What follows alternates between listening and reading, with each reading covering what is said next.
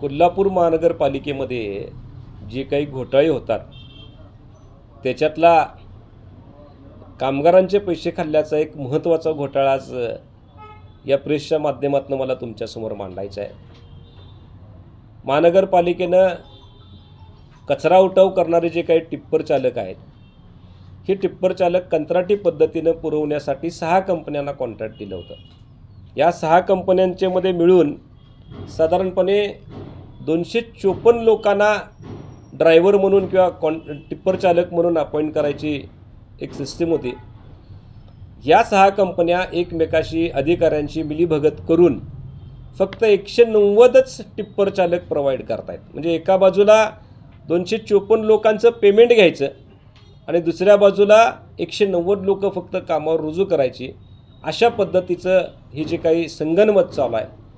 याच्यामध्ये 25,000 प्लस इतकी अमाऊंट पर मानसी 254 लोकांच्या बदल्यामध्ये महानगरपालिका कंपन्यांना देते आणि ह्याच कंपन्या कामगारांचा पगार तुटपुंजा प्रमाणामध्ये, म्हणजे 25,000 तर देतच नाही, 20,000 सुद्धा देत नाही, साधारणपणे 14,000 ते 15,000 च्या स्वरूपामध्ये प्रत्येक व्यक्तीला प्रत्येक महिन्याला पगार दिला जातो। म्हणजे वरचे 10,000 आणि हे फक्त 190 लोकांचं, वरच्या 60-64 लोकांचं पेमेंटच केलं जात नाही, कारण माणसं पुरवली जात नाहीत। तर असा एकूण 1.5 कोटीच्या आसपासचा घोटाळा